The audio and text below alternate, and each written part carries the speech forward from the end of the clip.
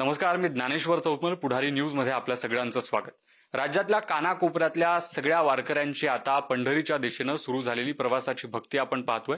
आपापल्या संतांच्या पालख्या घेऊन वारकरी लाखो संख्येनं पंढरपूरकडे निघालेले आहेत. या वारकऱ्यांची सेवा करता यावी, त्या वारकऱ्यांच्या आरोग्याची काळजी करता यावी या हेतूनं सलग हे दुसरं वर्ष आहे आपल्या महाराष्ट्र राज्याचे आरोग्यमंत्री डॉक्टर तानाजी सावंत यांनी या सगळ्या वारकऱ्यांच्या सेवेसाठी म्हणून अत्यंत सगळ्यांच्या सेवेसाठी काळजीपोटी म्हणून जो उपक्रम राबवलाय, आरोग्याची वारी पंढरीच्या दारी, याच विषयाच्या संदर्भानं बोलण्यासाठी आपल्यासोबत स्वतः महाराष्ट्र राज्याचे आरोग्यमंत्री डॉक्टर तानाजी सावंत सर आहेत. सर, खरं म्हणजे दुसरं वर्ष अत्यंत सगळ्या पाठीमागच्या वर्षाचा जर आपण आलेख बघितला तर सगळ्या वारकऱ्यांची सेवा घडली, याही वर्षी ती सेवा घडणार आहे. ही कल्पना तुम्हाला कशी सुचली? कशा पद्धतीने या वारकऱ्यांची सेवा करण्याचा योग जुळून आलाय, काय सांगाल? रामकृष्ण हरी.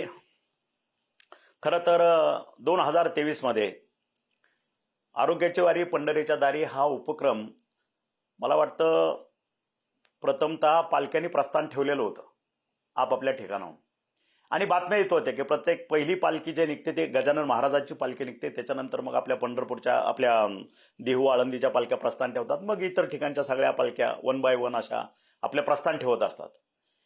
आणि बातमी वाचत असताना मी आणि माझे बंधू शिवाजीरावजी सावंत आम्ही एकत्र बसलो होतो, चहा घेत होतो आणि थोडा विचार केला. जवळपास 15 दिवस झाले होते पालख्यांनी प्रस्थान ठेवून, आणि म्हटले की लाखो वारकरी त्या ठिकाणी येतात. आपले वडील माझ्या घरातही जवळपास 100 वर्ष ह्या पायी दिंडीत चालण्याची परंपरा आहे. माझ्या वडिलांचं आयुष्य पूर्ण सांप्रदायिक पंथात गेलं, आमचं संपूर्ण घराणंहीच सांप्रदायिक पंथात आहे. आणि मग आपण वारकऱ्यासाठी काहीतरी एक योजना राबवणं गरजेचं आहे, आणि त्या दृष्टीनं मग त्यांनी विचार केला आणि आम्ही ठरवलं की आपण वारकऱ्यांच्या बाबतीत आता दिंड्यांनी प्रस्थान ठेवून जवळपास काही दिंड्या 50 किलोमीटरवर, काही दिंड्या 100 किलोमीटर, काही दिंड्या 200 किलोमीटरवरती पंढरपूरवर प्रस्थान करतायत. आणि आपण तिथून का होईना पण त्या ठिकाणी संपूर्ण वारकऱ्यांची आरोग्य तपासणी, त्यांना फर्स्ट एड किंवा गोल्डन आवर्समध्ये काय सुविधा लागतील. बरं, ह्या दिवसामध्ये साथीचे आधार असतात, पावसाळा थोडाफार असतो, आणि संपूर्ण वारकरी हे पायी चालत असतात विठुनामाचा गजर करत. आणि मग त्या ठिकाणी कुणाला ताप थंडी आलं, कुणाला व्हायरल झालं, कुणाचं जॉईंट दुखत असतात, पाय दुखत असतात, कुणाला ऍसिडिटीचा त्रास असतो, वाटेल त्या गोष्टी त्या ठिकाणी शेवटी रोडवरनं चालत असतात, ऍक्सिडेंट आहेत. आणि मग अशा पद्धतीचं ठरलं, आणि दुसऱ्या दिवशी इमिजिएट मी पंढरपूरला जाऊन मीटिंग घेतली. माझ्या संपूर्ण महाराष्ट्रातले जे काय आमचे 8 डीडी आहेत, डेप्युटी डायरेक्टर्स, आमचे डायरेक्टर्स, आमचे सेक्रेटरी, आणि संपूर्ण राज्यातील आमचे CS DHO यांची ऑनलाईन एक मीटिंग कंडक्ट केली, आणि त्यांना अलर्ट केलं की ह्या वेळेस आपण एक मोठा उपक्रम राबवतोय, आणि त्या उपक्रमाचं नाव आहे आरोग्याची वारी पंढरीच्या दारी. आणि ते सुचवलं, आणि त्यांना सांगितलं की त्यांना एक फर्स्ट लाईन दिली की आपण नेमकं काय करायला पाहिजे. ज्यावेळेस दिंड्या प्रस्थान ठेवतात किंवा दिंड्या एका मुक्कामावरनं दुसऱ्या मुक्कामाला जातात, त्या ठिकाणी आपल्या आरोग्य विभागाच्या लोकांनी पुढे जाऊन त्या ठिकाणच्या पाण्याचे सोर्सेस चेक करणं, ते निर्जंतुकीकरण करणं, ज्या ठिकाणी पालखीचा मुक्काम आहे ती जागा निर्जंतुकीकरण करणं, फवारणे, टेंट बांधण्यासाठी जे लागतात त्या ठिकाणी ती सुविधा उपलब्ध करून देणं, पाण्याचे टँकर उपलब्ध करून देणं, आणि त्या ठिकाणी जे अन्नदान होतं ते अन्नदानाचं एफडीए मार्फत चेकिंग करणं, की जेणेकरून त्या ठिकाणी विषबाधा किंवा अशा कुठल्याही पद्धतीचा त्रास माझ्या वारकऱ्याला होता कामा नये. आणि त्याच्यानंतर आणखी एक सूचना केली की वारकरी ज्यावेळेस मार्गस्थ असतात त्यावेळेस एका बाजूने ट्रॅफिक असतं, एका बाजूने सर्व दिंडी मार्गच चाललेली असते, विठुनामाचा गजर चाललेला असतो. आणि मग त्या वारकऱ्याला काय व्हायला लागलं, ताप आला, थंडी आली किंवा काय दुखायला लागलं तर तिथं सांगण्यासाठी, किंवा आज हजारो वारकरी, लाखो वारकरी मार्गस्थ असतात, मोबाईलही चालत नाहीत, त्या ठिकाणी नेटवर्क जॅमिंग होतं, काही ठिकाणी टावर नसतात. मग अशा केसमध्ये एक नवीन सूचना मी त्यांना दिली की बाईक ॲम्ब्युलन्स ही संकल्पना आणली. त्या ठिकाणी बाईक ॲम्ब्युलन्स आणि फर्स्ट एडचं बॉक्स त्याच्या बाईकवरती असलं पाहिजे, आणि दोन्ही बाजूनी त्यानं मोठा फ्लेक्स लावला पाहिजे, त्या आरोग्य दूताचं नाव आणि त्याचा मोबाईल नंबर. आणि तो वारकऱ्याने मोबाईल नंबर फिरवला किंवा काय केलं, किंवा तो सारखा फिरत असला पाहिजे दिंडीतनं मोटरसायकलवरती, आणि त्याच्यामुळं ती सेवा डायरेक्ट ज्या ठिकाणी वारकऱ्याला त्रास होतो त्याच्यापर्यंत स्वतःहून पोचणं ही भूमिका त्याच्यातनं घेतली. त्याच्यामुळं मोठी ॲम्ब्युलन्स त्याच्यात जाते की नाही, आणि एखादी सिरियस घटना असेल, एखादी सिरियस गोष्ट असेल तर त्या वारकऱ्याला आणखी एक कुठला तरी वारकरी घेऊन त्या बाईक ॲम्ब्युलन्सवरती बसून मोठ्या ॲम्ब्युलन्सपर्यंत पोहोचवणं आणि मोठ्या ॲम्ब्युलन्समधनं डायरेक्ट जवळ असलेलं नजदीक आमचं PSC असेल, उपजिल्हा रुग्णालय असेल, जिल्हा रुग्णालय असेल, त्या ठिकाणी त्याला तात्काळ उपचार मिळणं हे गरजेचं आहे. बरं, ही संकल्पना सुचली कशी हा तुमचा मूळ प्रश्न होता. संकल्पना सुचायचं कारण माझे वडील जो तुम्हाला सांगितलं 91व्या वर्षी त्यांचं निधन झालं. चालत बोलत निधन झालं. असं नाही की ते फार आजारी पडले वगैरे वगैरे, कारण ते पंढरीचे वारकरी होते. तब्येत दणकट होती, 6 फूट उंची होती त्यांची. आणि ज्या वेळेस असंच एकदा माझ्या अंदाजानं 82 साली 1982ला महापूर आला, चंद्रभागा पूर्ण ओव्हरफ्लो होती, रेल्वे पूल सुद्धा पाण्याखाली गेलेला होता आणि आमचे वडील हे रेल्वेनं प्रवास करायचे. त्यावेळेस नॅरोगेज ती रेल्वे होती, कुर्डुवाडी टू पंढरपूर, तिथून रेल्वे न्यायचं, तिथून या ठिकाणी रेल्वे न्यायचं. आणि सर्व वारकऱ्यांना आमच्या ज्या काही दिंडीतल्या आमच्या गावचे किंवा आसपासचे जवळपास 100-200 वारकरी एकत्र यायचे आणि त्यांना नदीच्या चंद्रभागेच्या पलीकडच पैल तीराला उतरवलं, कारण पुढे जाता येत नव्हतं, कारण रेल्वे पुढे जात नव्हती. आणि त्या ठिकाणी तसल्या पावसात ते भिजत त्या ठिकाणी ठेवले. आणि तसं करत असताना मग काही वारकऱ्यांना ताप, थंडी, खोकला, बाकीचे उलटी, जुलाब हे सुरू झालं. पण अशा पद्धतीचा आरोग्याची कुठलीही व्यवस्था त्या ठिकाणी नव्हती आणि त्या वारकऱ्यांना 2-3 दिवस मुक्काम करून शासनाने त्यांना परत पाठवून दिलं, कारण त्या ठिकाणी कुठलीही सोय नाही किंवा पंढरपूरमध्ये त्या ठिकाणी आपल्याला त्यांना प्रवेश देता येत नव्हता. पंढरपूर पाण्यामध्ये होतं. आणि ही एक गोष्ट त्यावेळेस लक्षात होती. हे करण्यामागचा उद्देश तोही होता की आपल्या वडिलांसारखे आज लाखो पांडुरंगाचे भक्त महाराष्ट्राच्या कानाकोपऱ्यातून येतात. एवढंच नव्हे, महाराष्ट्र सोडला तर महाराष्ट्राच्या आसपासचे जवळपास 3 ते 4 राज्यातनं पंढरपूरचा किंवा पंढरीचा पांडुरंगाचा भक्त विविध राज्यातनं येतो. मग तो एकटाच असेल, फॅमिली घेऊन येत असेल किंवा 100, 20, 30 असे भक्तगण एकत्र येऊन येत असतील. मग ह्यांच्यासाठी ह्या ठिकाणी सुविधा काय, ह्यांना तात्काळ कुठं उपचाराची गरज लागली तर कुणाला भेटायला पाहिजे, तिथले नंबर काय, तिथलं वॉर रूम आहे की नाही, ह्या सगळे प्रश्न उभा राहिले. आणि त्याच्यावरती 1-2 दिवस बसून मी हे सोल्युशन काढलं आणि त्याचं टॅगलाईन दिलं, आरोग्याची वारी पंढरीच्या दारी. पहिल्या वर्षी आम्हाला काही त्याच्याकडे गॅप राहिले असतील डेफिनेटली. आणि हे नुसतं प्रस्थान ठेवल्यापासून पंढरपुरापर्यंत चेकिंग आणि तपासण्या आणि औषध उपचार एवढ्यावरती आम्ही थांबलो नाही. तर त्या ठिकाणी आम्ही पंढरपूरमध्ये 3 ठिकाणी, एक तर वाखरीला आमच्या या पुणे आणि देहू आळंदी ह्या ठिकाणी येणाऱ्या वारकऱ्यांचा ओघ हा त्यांचा मुक्काम वाखरीला असतो. त्याच्या जवळच आम्ही एक शाळा भाड्याने घेतली आणि त्या ठिकाणी एक मोठं आरोग्य शिबिर, महाआरोग्य शिबिर त्या ठिकाणी नियोजन केलं. नंतर गोपाळपूरला, ज्या ठिकाणी पांडुरंगाच्या दर्शनासाठी लाईन लागते, रांगेत लोक उभा राहतात, जवळपास 7 ते 8 किलोमीटर लाईन असते, तर गोपाळपूरच्या त्या ठिकाणी एक आरोग्य शिबिर. आणि तिसरं 3 रस्ता म्हणून आहे, ते तुम्हाला तिथं मागच्या वर्षी तुम्ही बघितलं असेल, 3 रस्त्याला एक आरोग्य शिबिर की जेणेकरून सगळे वारकरी त्या दिशेनं त्या 3 रस्त्याने येतात आणि नंतर पंढरपूरला ब्रिजवरनं पुढे जातात. तर त्या ठिकाणी एक ठेवलं. आणि म्हणून मागच्या वेळेस हे 3 ठिकाणी केलं. आणि तुम्हाला सांगायला आनंद वाटतो की 3 दिवस हे शिबिर चाललं. मागच्या वेळेस संपूर्ण आरोग्याची तपासणी केलेल्या वारकऱ्यांची संख्या ही 11,69,400 एवढे मोठ्या संख्येनं वारकऱ्यांनी उपचार घेतले, स्वतःहून त्या ठिकाणी पार्टिसिपेट केलं. आणि आमचेही अधिकारी उत्साहानं, कारण जो पांडुरंगाचा गजर करत पंढरपूरमध्ये पोहोचतो आणि त्याची सेवा करायला मिळणं म्हणजे हे डायरेक्ट इनडायरेक्ट पांडुरंगाची सेवा आहे. ह्या पद्धतीनं माझं अख्खं आरोग्य विभाग त्या ठिकाणी, आमची नावं नोंदवा, आम्ही त्या ठिकाणी येतो, 3-4 दिवस राहतो, ह्या पद्धतीच्या अगदी आम्हाला लिस्ट करावं लागल्या. काही लोकांना थोपवावं लागलं की आपण पुढच्या वर्षी त्या ठिकाणी तुमची सोय करू. आणि NGO सुद्धा अख्ख्या महाराष्ट्रातून, अख्ख्या भारतातून जवळपास 3,500 डॉक्टर आणि नुसते MO नाही, MBBS लेवलचे MD असतील, MS असतील आणि न्यूयॉर्कवरनं एक डॉक्टरचं पथक एका NGO मार्फत ते सुद्धा आपल्या पंढरपूरला आलेलं होतं. आणि त्यांच्या माध्यमातून गेल्या वर्षी हे 3 शिबिर आपण कार्यान्वित केली. जवळपास 11,69,400 वारकऱ्यांच्या तपासण्या केल्या. नुसत्या तपासण्या झाल्या नाहीत, हे तुमच्या डोक्यातलं एक खूळ काढा. तपासण्या झाल्या, त्याला औषधोपचार केले आणि आमचे वारकरी आपापल्या गावी परत गेले आणि संपला. आम्हाला आकडा मिळाला, आम्ही उदो केलं की झालं. माझ्या आरोग्य विभागानं 11,69,000 वारकऱ्यांच्या तपासण्या केल्या. तेवढ्यावर आम्ही थांबलो नाही, कारण माझे स्पष्ट आदेश होते. तो वारकरी ते लिहिलेलं प्रिस्क्रिप्शन माझ्या आरोग्य शिबिरामध्ये जे असेल त्याच्या पुढच्या तपासण्या त्याच्या गावी, त्या ठिकाणी त्याचे CS DHO त्यानं चिठ्ठी दाखवली, त्या ठिकाणी त्याचे मोफत उपचार सगळे झाले पाहिजे ह्या पद्धतीचा आदेश होता. आणि जे जे वारकरी ह्या ठिकाणी तपासण्या केल्या, ज्या ज्या वारकऱ्यांना शस्त्रक्रियेची गरज होती, पुढच्या उपचाराची गरज होती, ते सगळे उपचार माझ्या आरोग्य खात्यातनं त्यांच्यावरती मोफत झाले. ह्याचा मला मोठा आनंद आहे. खरं म्हणजे ही कल्पना, ही सेवा करण्याची वृत्ती आनंददायी आहे. पण हे किती आव्हानात्मक होतं जेव्हा याचं सगळं तुम्हाला वेगवेगळ्या संतांच्या पालख्या जिथून जिथून निघतात. जवळपास आम्ही बघत होतो 14-15 संतांच्या पालख्यांसोबत हे सगळे तुमचे टोटल आरोग्य पालखीची सेवक. संख्या 1200 आहे. 1200 छोट्या पालख्या. मोठ्या पालख्यांची संख्या 1200 आहे. बरं. या सगळ्या पालख्यांसोबत जेव्हा तुमचे आरोग्य दूत काम करतात तेव्हा हे किती आव्हानात्मक होतं याचं सगळं सत्यात उतरवणं, जी तुमची मूळ संकल्पना आहे? नाही, आव्हानात्मक असायचा विषय येत नाही. त्याचं कारण की ह्याचे कोणावरती फोर्सिबली लादलेलं नव्हतं. कारण ह्याच्यामध्ये उतरलेला आरोग्यदूत, ह्या ठिकाणी उतरलेली माझी आशाताई, ह्या ठिकाणी उतरलेला माझा डॉक्टर, हा सेवावृत्ती भावनेनं त्या ठिकाणी तो आलेला होता. म्हणजे माझ्यावरती लादलेला आहे, मला हे आता माझी इच्छा नाही पण मला काम करावं लागते, असं काहीही नव्हतं. की त्याला स्वतःला त्याचा आनंद घ्यायचा होता की आपल्या हातून आपल्या वारकऱ्याची सेवा घडते. आपण पंढरपूरपर्यंत पोहोचलो नाही.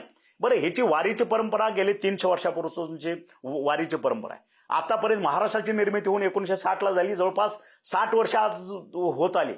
पण कुठल्याही आरोग्यमंत्र्यानं, कुठल्याही शासनानं आतापर्यंत ह्या पद्धतीचा उपक्रम राबवलेला नाही. मला अभिमान वाटतो हे सांगायला की ही संकल्पना सुचणं म्हणजे ह्याचा अर्थ काय. अगदी साधी गोष्ट आहे. संकल्पना सुचली, कशी सुचली हे तुम्ही मला विचारता. जावे त्याच्या वंशा, एका ओळीत सांगतो तुम्हाला. म्हणून ही संकल्पना परमेश्वरानं, पांडुरंगानं माझ्या डोक्यामध्ये घातली आणि ती वास्तवात उतरण्याचं जे काय एक गट लागतो त्याला, बरोबर आहे, ते सुद्धा परमेश्वरानं मला तेवढी ताकद दिली. म्हणूनच हे मी उतरू शकलो. कारण हे टीम वर्क आहे. मी एकटा आदेश दिला आणि ते लगेच इम्प्लिमेंट झाला असं होऊ शकत नाही. प्रत्येकानं स्वतःला त्या ठिकाणी वारकऱ्यांची भावना जाणून घेतली, त्यांची दुःख जाणून घेतली. कारण हजारो डॉक्टर ह्या महाराष्ट्रामध्ये काम करतात. त्यांचे आईवडील कुठेतरी डॉक्टर, त्यांचे आईवडील कुठेतरी पंढरीचे भक्त असतात, त्यांच्याही घरात कुणाच्या तरी वारी असते, ऐकून असतात, बघत असतात. त्याच्यामुळं महाराष्ट्राची आतापर्यंतची परंपरा ही सेवाभावी आहे. आणि सेवाभावी वृत्ती ह्या आपल्या वारीमध्ये, आरोग्याची वारी पंढरीच्या दारी, ह्या ठिकाणी माझ्या आरोग्य विभागानं दाखवून दिली. त्याबद्दल माझ्या विभागाचा प्रत्येक डॉक्टर, माझ्या विभागाचा प्रत्येक कर्मचारी हा अभिनंदनास पात्र आहे. या सगळ्या प्रवासात एक आरोग्यमंत्री म्हणून तुम्ही तुमचं कर्तव्य बजावत आहात, पण एक वैयक्तिक वारकरी परंपरा तुमच्या घराला आहे. तर किती आनंद वाटतो वैयक्तिक पातळीवर जेव्हा एवढ्या मोठ्या लाखो वारकऱ्यांची सेवा करण्याची संधी मिळते आणि अशा पद्धतीने हे चांगलं काम तुमच्या हातून घडतं. नाही, हे विधिलिखित असावं लागतं. परमेश्वराला आतापर्यंत कोणालाही ती बुद्धी दिली नाही, ती मला दिली. याचा अर्थ परमेश्वराला हे माझ्या हातून घडवून घ्यायचं होतं असं मी मानतो. लक्षात, आपण निमित्त असतो. तुम्ही गीतेतल्या साराप्रमाणे बघा की कर्ता करविता तो आहे, आपण फक्त निमित्त असतो. आपल्याला ती बुद्धी दिली, आपण ते करून घेतलं, परमेश्वरानं ते आपल्याकडं करून घेतलं, आपण निमित्त मात्र असतो. हजारो हात, हजारो सेवक ह्या ठिकाणी कार्यरत असतात. आणि दुसरी गोष्ट, हे अशा पद्धतीचं मोठं काम करायची आमच्या घराची परंपराच आहे. तुम्ही बघितलं असेल 2000 पासून आतापर्यंत आम्ही कंटिन्युअस, कोरोनापर्यंत आतापर्यंत माझ्या अंदाजानं प्रत्येक वर्षी एक सामुदायिक विवाह सोहळा त्या ठिकाणी कमीत कमी 200-250 बिगर हुंडा सर्व धर्मीय सामुदायिक विवाह सोहळा राबवलेला आहे. आतापर्यंत 6000 जोडप्यांना आम्ही त्या ठिकाणी बंधनात बांधलेलं आहे. त्या ठिकाणी त्यांना रोजगार उपलब्ध करून दिला, त्यांचे संसार उभा केले. आणि प्रत्येक सोहळा एक सामुदायिक सोहळा आमचाही तुम्ही बघितला असेल नसेल मला माहित नाही, त्याच्यात तुम्हाला मी व्हिडिओ शूटिंग दाखवतो आणि इतरांच्याही तुम्ही बघा. ह्या ठिकाणी कमीत कमी 2 ते 2.5 लाख लोक त्या सामुदायिक सोहळ्याला असतात. मग ह्या लोकांचा जेवणाचा खर्च, ह्या लोकांचं ड्रेस, त्यांचं मंगळसूत्र, त्यांचा पूर्ण संसार त्या ठिकाणी आम्ही थाटून देतो मोफत. आणि मग त्यांच्या क्वालिफिकेशन प्रमाणे त्यांना आयदर कारखान्यावर नोकरी किंवा संस्थेमध्ये नोकरी, म्हणजे एक संसार उभा करून देणं. आणि त्याला जर पुढे शिकायचं असेल, काय असेल, तर त्याच्या इच्छेप्रमाणे त्याला पुढचं काय भवितव्य असेल तो करेल. ही आमची परंपराच आहे, सेवाभावी वृत्ती. आतापर्यंत जवळपास 6 ते 7 हजार आम्हाला जोडप्यांना आम्ही नोकरी दिलेली आहेत, त्यांचे सामुदायिक विवाह सोहळे केलेले आहेत. आणि त्याच्यामुळं हे घराची परंपरा असल्यामुळं हे ज्यावेळेस आम्हाला सांगितलं, मी माझ्या बंधूंना वगैरे सांगितलं की अशा पद्धतीचं आपल्याला आरोग्य शिबिर करायचे आहेत, तो आमचा हातखंडाच आहे.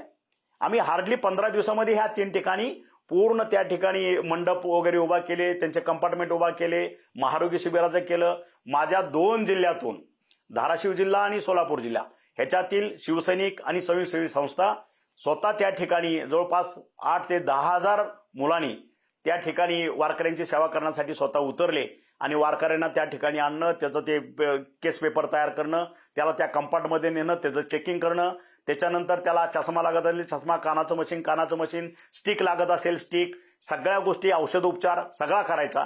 तिथून त्याच्यानंतर त्याला नाश्ता त्या ठिकाणी द्यायचा. मग एकादशी असेल तर खिचडी, इतर दिवस असेल तर पोहे, लाडू, चहा, आणि त्याच्यानंतर त्याचं प्रस्थान पुढे पंढरीला परिक्रमेसाठी व्हायचं. ह्या पद्धतीचं नियोजन तिन्ही ठिकाणी केलेलं होतं. ही वारकऱ्यांची सगळी सेवा सुरू असताना खरं म्हणजे विक्रमी पद्धतीचा हा सगळा उपक्रम आहे. तुम्हाला ते करता येतंय हे तुमचं भाग्य आहे. खरं म्हणजे तुमची सगळी वारकरी परंपरा असताना या वारीत चालणारे सगळे जे माऊली आपण म्हणत गजर करत पंढरपूरच्या दिशेनं जातो. काय नेमका किस्सा आहे आईंचा या सगळ्या वारीच्या प्रवासातला, जे मूळ कारण ठरतं या सगळ्या आरोग्य सेवेच्या उपक्रमासाठी? तुम्ही बघितलं असेल, जसं माझ्यावरती माननीय मुख्यमंत्री आमचे एकनाथजीभाई शिंदे यांनी जबाबदारी टाकली आणि त्यांनी सांगितलं, मी नाराज झालो सुरुवातीला. म्हणलं साहेब मला हे खातं, मी इंजिनिअरिंगचा विद्यार्थी, मला मेडिकलचं खातं तुम्ही दिले. म्हणे तानाजीराव तुमच्यात सेवाभाव आहे आणि सेवाभाव वृत्तीचा माणूसच ह्या ठिकाणी चांगलं काम करू शकतो, म्हणून मी ठरवून तुमच्याकडे काम दिलेलं आहे. मी आनंदानं स्वीकारलं. म्हणलं तो जर उद्देश असेल तर म्हणलं मी तुम्हाला हे प्रूव्ह करून दाखवतो. आणि खातं तरी तुम्ही बघितलं असेल, वेगवेगळ्या 34 खाते असतात आपापल्या पद्धतीनं. तिथे सेक्रेटरी, ब्युरोक्रेसी हे खाते चालवत असतात, मंत्री सहाय्य करत असतात, ते काम चालू असतं, निरंतर चालू प्रक्रिया आहे. पण हे खातं चालवत असताना मी ह्या खात्यामध्ये गेल्या दीड वर्षामध्ये 22 उपक्रम, संकल्पना राबवल्या, जे आतापर्यंत 40 वर्षामध्ये कुठल्याही आरोग्यमंत्र्यांनी राबवलेले नाहीत. त्याच्यातली पहिली संकल्पना माझा ऊर भरून आला की माझ्या मुख्यमंत्र्यांनी एवढ्या धाडसानं, एवढा विश्वास टाकून मला हे खातं दिलंय की तुमच्या हातनं काहीतरी घडलं पाहिजे. म्हणून पहिली योजना मी अभियान राबवलं, माता सुरक्षित घर सुरक्षित. ही योजना का आली माझ्या डोक्यामध्ये? आता तुम्ही म्हणलं ही संकल्पना कशी सुचली, आरोग्याची वारी पंढरीच्या दारी, तसंच आहे. ही संकल्पना कशी सुचली, माता सुरक्षित घर सुरक्षित. मग हे टॅगलाईन किंवा जे स्लोगन दिलेत, हे कुठल्या साहित्यिकाला विचारलं, तो आम्हाला टॅगलाईन दे, मग ते आम्ही सिलेक्ट करतो, हे नाही, हे माझंच आहे स्वतःचं. A to Z मी ज्या तुम्हाला सांगतो, हे आरोग्याची वारी पंढरीच्या दारी. पहिलं माता सुरक्षित घर सुरक्षित, दुसरं जागरूक पालक सुदृढ बालक, तिसरं आरोग्य तरुणाईचे वैभव महाराष्ट्राचे, सुंदर माझा दवाखाना. ह्या टॅगलाईन माझ्याच आहेत सगळ्या. कारण हे आम्ही जन्मच आमचा छपरात झालेला आहे, आमचं आयुष्यच ह्याच्यामध्ये आम्ही जगलेलो असल्यामुळं प्रत्येक गोष्ट त्या ठिकाणी सुचते. परमेश्वर ती बुद्धी देतो. आणि म्हणून पहिलं मी सुचवलं की माता सुरक्षित घर सुरक्षित. त्याचं कारण आहे, आम्ही शाळेत गावाकडे असताना आमच्याकडे औषधं वगैरे, दवाखाना ही संकल्पनाच नव्हती, रस्ते नव्हते, काही नव्हतं. मी तुम्हाला गोष्ट सांगतो 1972-73ची. त्या काळामध्ये शाळेत सुटल्या 5 वाजता शाळा सुटली, घरी यायचं, छपरामध्ये पाठी टाकायची, खेळायला जायचं मुलामध्ये. मग आई शेतातनं काम करून यायची. शेतातनं काम करून आल्यानंतर मग दिवसभर काम आणि रात्री पुन्हा एवढ्या सगळ्या कुटुंबाचा संसार, पसारा, त्यांचा स्वयंपाक करायचा. मग घरात आई येऊन पडली, ताप थंडी वाजायला लागली, मग आता काय करायचं? मग ती सांगणारी गोळी घेऊन ये. मग आम्ही त्यावेळेस ते सॅरोडॉन का कुठली 500 गोळी असायची, मग ते दुकानात मिळायची, ती 5 पैशाला गोळी. ते जायचं, 5 पैशाची गोळी आणायची, आईला ती उठून बसवायचं, ती गोळी चारायची तिच्या अंगावरती, मग ते घोंगडा असेल काहीतरी टाकायचं, आणि मग तिला थंडी वाजून आली तर मग भावंड आमची शाळेतले आम्ही सगळे एकत्र तिच्या अंगावर पडायचो. आणि मग तिचं तो ताप उतरायला लागला, तिला घाम आला, मग आम्ही ते सगळं एक काढायचं, तिचं अंग पुसायचं, सगळं करायचं, मग ती स्वयंपाकाला बसायची, मग पुन्हा आम्ही खेळायला जायचो.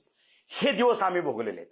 म्हणजे उपचाराची कुठलीही सोय नाही, गोळीची सोय नाही, किराणा दुकान बंद असलं तर आमचे उपचार बंद, ह्या पद्धतीची अवस्था होती. म्हणून हे मला सुचलं, माता सुरक्षित तर घर सुरक्षित. तुम्ही बघितलं असेल, ज्या ठिकाणी मातेच्या भोवती हे सगळं संपूर्ण घर असतं, त्या कुटुंबाचा उद्धार झालेला आहे. आणि म्हणून ही संकल्पना राबवली. आणि मला आनंद वाटतो तुम्हाला सांगायला, माझ्या खात्यानं अतिशय चांगल्या पद्धतीने ही तपासण्या केल्या.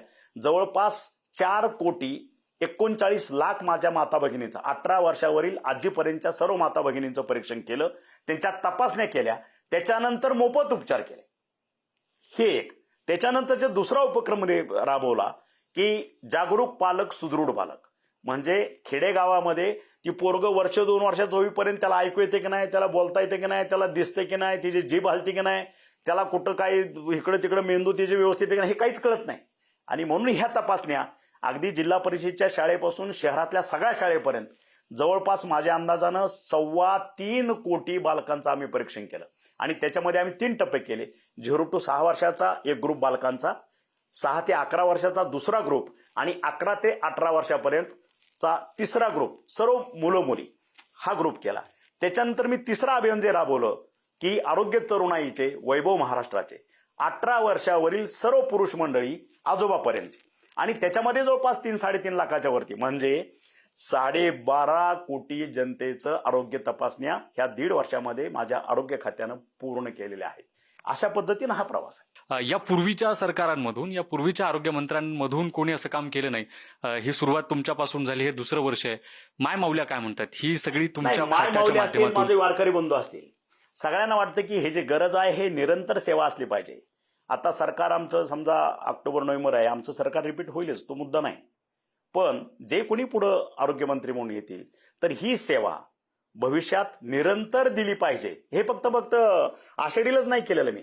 आषाढीला केलं, हे कार्तिकीला केलं, त्याच्यानंतर तुळजापूरला नवरात्रीमध्ये केलं. मी माझ्या मतदारसंघामध्ये महारोग्य शिबिर राबवलं. त्या ठिकाणी गिनीज बुक ऑफ वर्ल्ड रेकॉर्डमध्ये ते रेकॉर्ड झालं.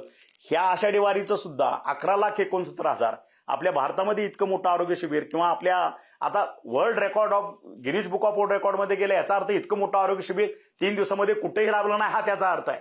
आणि हे रेकॉर्ड मागच्या वर्षीचं हे यंदा तोडण्याचं काम सुद्धा मला वाटतं परमेश्वरानं माझ्यावरच सोपवलं आहे. ते रेकॉर्ड सुद्धा मी ह्यावेळेस ते ब्रेक करेन. हे आरोग्यवारीचं दुसरं वर्ष आहे. पंढरपुरात यंदा आपण मोठ्या संख्येनं विस्तृत जागेत आणखी वारकऱ्यांची सेवा करण्याचा विचार केलाय.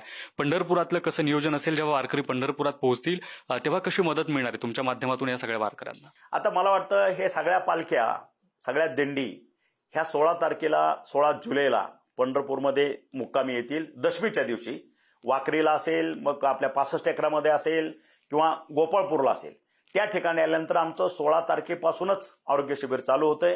ह्या सगळ्या 4ही ठिकाणी 16, 17, 18 आणि 19 मला वाटतं हे 4 दिवस आरोग्य शिबिर, महाआरोग्य शिबिर त्या ठिकाणी आहे.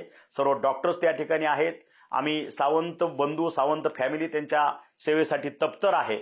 माझ्या सर्व ऑर्गनायझेशनमधले जवळपास 5 ते 7 हजार स्टाफ त्या ठिकाणी सेवेसाठी उपलब्ध असतो. सर्व जे काय ह्या पद्धतीची यंत्रणा आहे ते भैरवनाथ शुगर वर्क्स लिमिटेड ह्या उद्योग समूहातनं CSR फंडातनं हा खर्च केला जातो. मी परत एकदा आपल्या माध्यमातून सर्व वारकऱ्यांना आव्हान करतोय की दिंडी मार्गस्थ असताना किंवा पंढरपूरमध्ये आपली एंट्री झाली नंतर कुठलाही आजार किंवा कुठलाही आपल्याला त्रास होत असेल तर तुमच्याबरोबर आरोग्य दूत आहे, त्याचा नंबर घ्या, तुमच्या दिंडी प्रमुखाला सांगा, तुमच्यावरती तात्काळ उपचार केला जाईल. आरोग्यमंत्री म्हणून मी तुमच्या आरोग्याची काळजी घेतोय, ह्याची हमी मी तुम्हाला देतो. एवढंच मी आज तुम्हाला ह्या क्षणी सांगू इच्छितो. रामकृष्ण हरी. अगदी शेवटचा प्रश्न या निमित्तानं मला विचारायचा आहे की हे सगळं घडत असताना, वारकऱ्यांची सेवा घडत असताना आरोग्यमंत्री म्हणून पांडुरंगाकडे काय मागणं मागाल? आमचे जे विश्व नेते आहेत, पंतप्रधान नरेंद्रभाई मोदी, आज ते भारताचे पंतप्रधान म्हणून 3ऱ्यांदा पद भूषवतायत आणि त्यांची संकल्पना आहे की भारताची अर्थव्यवस्था पुढच्या 5 वर्षात किंवा 10 वर्षात ही 3 नंबरला जाईल. म्हणजे $5 ट्रिलियन अर्थव्यवस्था करायची आहे त्यांना. आणि मग माझे मुख्यमंत्री असतील, माझे उपमुख्यमंत्री असतील, ह्यांनी महाराष्ट्रातर्फे त्यांना शब्द दिलेला आहे, माझा महाराष्ट्र $1 ट्रिलियन अर्थव्यवस्था करून भारताच्या विकासाला हातभार लावेल. आणि मग महाराष्ट्राची जर अर्थव्यवस्था $1 ट्रिलियन करायची असेल तर माझ्या महाराष्ट्राची मानसिकता, माझ्या महाराष्ट्राचं आरोग्य हे सुदृढ असलं पाहिजे, निरोगी असलं पाहिजे, मानसिक स्वास्थ्य ठीक असलं पाहिजे, तरच माझी 12.5 कोटी जनता भारताच्या विकासामध्ये $1 ट्रिलियन योगदान देऊ शकते. नक्कीच खूप खूप धन्यवाद पुढारी न्यूजशी बातचीत केल्याबद्दल. आपण बघतोय आरोग्याची वारी पंढरीच्या दारी या निमित्तानं आपण थेट आरोग्यमंत्र्यांकडून राज्यातल्या वारकऱ्यांसाठी नेमक्या काय सोयी सुविधा आहेत त्या जाणून घेतलेल्या आहेत. खरं म्हणजे सगळ्या वारकऱ्यांसाठी या पंढरपूरच्या दिशेनं जेव्हा प्रवास सुरू झालाय तेव्हा जागोजागी मदत मिळणार आहे, सेवा त्या सगळ्या वारकऱ्यांची होणार आहे आणि काय नेमक्या सेवा होत्या हे आपण सविस्तरपणे जाणून घेतलंय. व्हिडिओ जर्नलिस्ट अनिल गजले समित, ज्ञानेश्वर चौकमल, पुढारी न्यूज, पुणे.